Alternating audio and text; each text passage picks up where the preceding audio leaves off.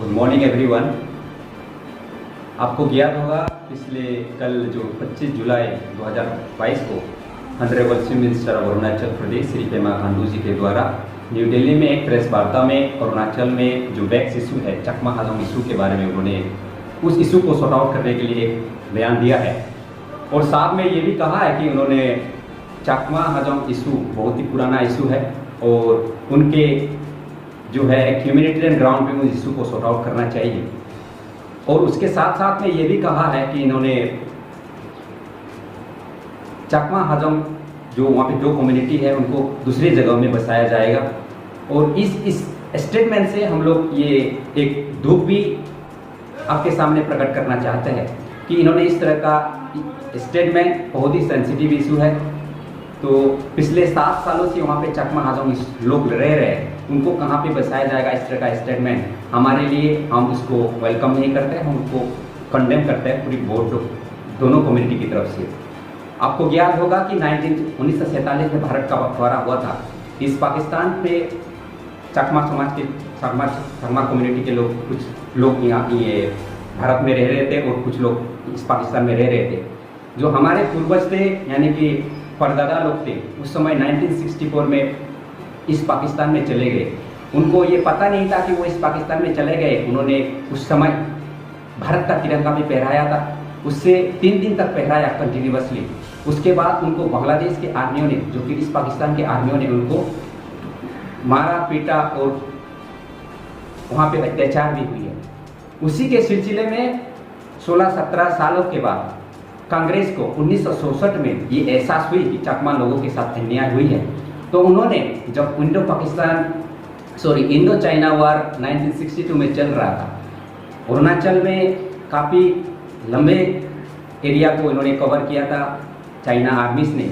उस समय इनको ये लगा कि खाली जगह भी खाली है, तो वहाँ के 3 समुदाय जो मेजर कम्युनिटीज़ है चांगलांग डिस्ट्रिक्ट में, कामती, चिंपो एंड कांगसा, उन कम्युनिटी के कंसंट्रेशन से हमारे चकमा और हाजोंग कम्युनिटी को वहाँ पे बसाया गया है।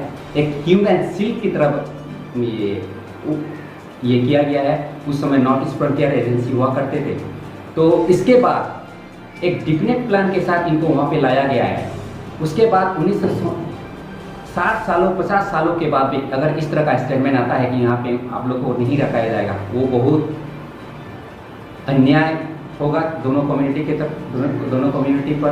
और साथ साथ में ये भी कहना चाहते हैं कि जो चकमा और हाजोंग को लाया गया है वो डिफिनेट प्लान के साथ लाया गया है। और 1947 में जो अन्याय हुआ है उन अन्याय को भरपाई करने के लिए कांग्रेस सरकार ने लाई है। और मुझे लगता है अगर इस समय 60 सालों के बाद भाजपा सरकार जो केंद्र में है और स्टेट में है, चकमा लोगों को और अभी जो जिस जगह से है उस जगह से दूसरी जगह में बसाते हैं दोनों कम्युनिटी को, ये बहुत बड़ा अन्याय होगा। और भाजपा सरकार और केंद्र में, क्योंकि राज्य और सेंट्रल में दोनों सरकारें हैं, जो चकमा और हाजोंग कम्युनिटी पे अन्याय होगी।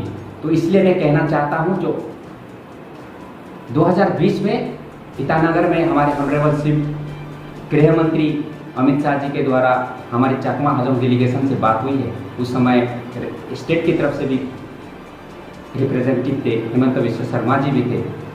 उन्होंने ये बात साफ सत्रों में कहा कि केंद्र सरकार हमारे इशू पे बहुत ही कंसर्न है, वो इशू सॉर्ट आउट होगा और विद इन द स्टेट होगा। इस इशू को, इस स्टेटमेंट को अमल करना चाहिए।